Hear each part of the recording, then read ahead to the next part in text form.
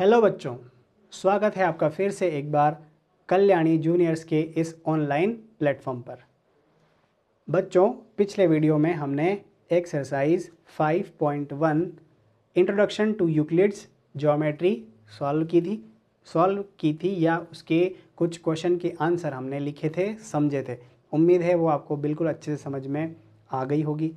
इस video lecture में हम लोग एक्सरसाइज 5.2 के जो क्वेश्चंस हमें बुक में दे रखे हैं हम उनको सॉल्व करने जा रहे हैं। ध्यान से देखिएगा कि वो क्वेश्चन क्या है, उनका आंसर क्या आ रहा है, कैसे आ रहा है। तो देखते हैं बच्चों।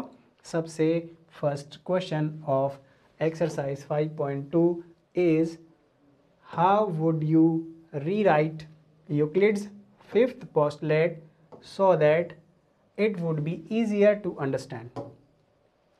बच्चों, जब आपने पिछला वीडियो देखा होगा तो उसमें पोस्टुलेट नंबर 5 की अगर अपन बात करते हैं तो बहुत ज़्यादा लेंदी है, टिपिकल है।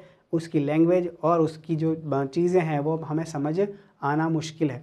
तो अब क्वेश्चन ये कह रहा है कि उसको हम कैसे रीराइट करें, शॉर्ट फॉर्म में कैसे लिखें कि भैया वो जल्दी से हमें समझ में आ जाए, ईजिली वो चीज़ समझ में आ जाए। तो उसका आंसर ये रहा बच्चों, two distinct intersecting lines cannot be parallel to the same line। देखो बच्चों, क्या होती है, दो ऐसी लाइनें जो क्या हो, इंटरसेक्टिंग हो, इंटरसेक्शन पर हो, कहीं पर इंटरसेक्ट कर रही हो, उन दोनों को हम क्या नहीं कह सकते, उनको पैरेलल नहीं कह सकते। और थोड़ा इसको मैं समझाता हूँ, डिस्क्राइब कर देता हूँ कि भैया ये मैं एक लाइन ड्रॉ कर रहा हूँ, एक और लाइन ड्रॉ कर रहा हूँ। ये अगर मैं इसको एक किसी और लाइन से कट करूँ, है ना, ट्रांसवर्सल से कट किया जाए, ट्रांसवर्सल पास करवाया जाए और ये दो एंगल मुझे मिलते हैं, इन दोनों का एडिशन अगर 180 से कम होता है, 180 से कम होता है, तो ये क्या होंगी बच्चों, ये इंटरसेक्टिंग लाइंस होंगी। और इंटरसेक्टिंग लाइंस को कभी पैरेलल नहीं कहा जा सकता। ठीक है बच्चों, पैरेलल इनको हम नहीं कह सकते। और ये शॉर्ट फॉर्म में हम इसे ऐसे रिप्रेजेंट करने वाले हैं बच्चों। Does Euclid's fifth postulate imply the existence of parallel lines? Explain। देखिए बच्चों, क्या फिफ्थ पोस्टुलेट जो है वो किसके, पैरेलल लाइन के एग्जिस्टेंस को क्या करता है, रिप्रेजेंट करता है, बताता है, क्या उसके ऊपर जोर देता है, क्या हमें एक्सप्लेन करना है। तो आंसर ये रहा बच्चों, yes. According to Euclid's fifth postulate, when line x falls on line y and z such that angle 1 plus angle 2 is less than 180 degree, then line y and line z on producing further will meet in the side of angle 1 and 2 which is less than 180 degree।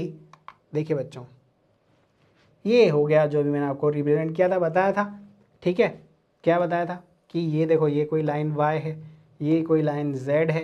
अब मैं क्या कर रहा हूँ, x line से इसको करवा रहा हूँ, इंटरसेक्ट करवा रहा हूँ। ठीक है, तो मुझे ये मिल रहा है बच्चों कि ये 1 और 2 का मैं ऐड करता हूँ तो आंसर जो है 180 से कम आता है, 2 राइट एंगल से कम आता है।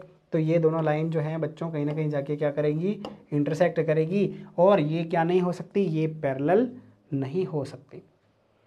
We find that the lines which are not according to Euclid's fifth postulate, देखिए 1 और 2 का जो एडिशन होना चाहिए वो क्या होना चाहिए, अगर 180 डिग्री है तो ये लाइनें क्या होंगी, ये पैरेलल होंगी और ये जो है इंटरसेक्ट नहीं करेंगी। अगर ये दोनों लाइन ऐसी हैं, है ना, ऐसे जा रही है और इनके बीच में 1 और 2 एंगल बन रहा है, अगर मैं 1 और 2 को ऐड करूं 180 डिग्री आता है तो ये लाइन जो है बच्चों वो क्या होगी, वो पैरेलल लाइंस होंगी।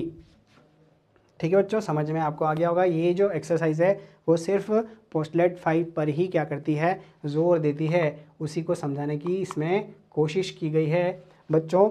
एक मैं यहाँ पर आपको कह सकते हैं इसको ट्रू और फॉल्स के रूप में एक क्वेश्चन मैं आपके लिए लाया हूँ। यहाँ पर only one line can pass through a single point. देखो बच्चों, क्या सिंगल पॉइंट से एक ही लाइन ड्रॉ की जा सकती है, तो ये एक फॉल्स स्टेटमेंट है ना। हमने जब एग्जाम्स पढ़े थे तो उनमें देखा था ये सब चीज़ें, there is a infinite number of lines which pass through two distinct points. देखो सबसे पहला तो इसलिए फॉल्स है क्योंकि क्या होगा यहाँ से यहाँ से क्या होगा, सिर्फ एक पॉइंट से बहुत सारी नंबर ऑफ लाइंस को अपन क्या कर सकते हैं, पास करवा सकते हैं। ठीक है। दूसरा क्या है कि दो डिस्टिंक्ट पॉइंट से सिर्फ एक ही लाइन ड्रॉ की जा सकती है। ठीक है बच्चों।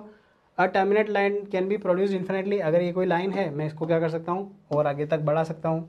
और टू सर्कल्स इक्वल, उनकी रेडियाई अनइक्वल हो। ठीक है। ये जो है बच्चों ये फॉल्स स्टेटमेंट यहाँ पर होगा और ये होगा ट्रू स्टेटमेंट। ठीक है। और इनफाइनाइट ये फॉल्स स्टेटमेंट होगा। ठीक है। ये क्या होगा बच्चों, फॉल्स स्टेटमेंट होने वाला है।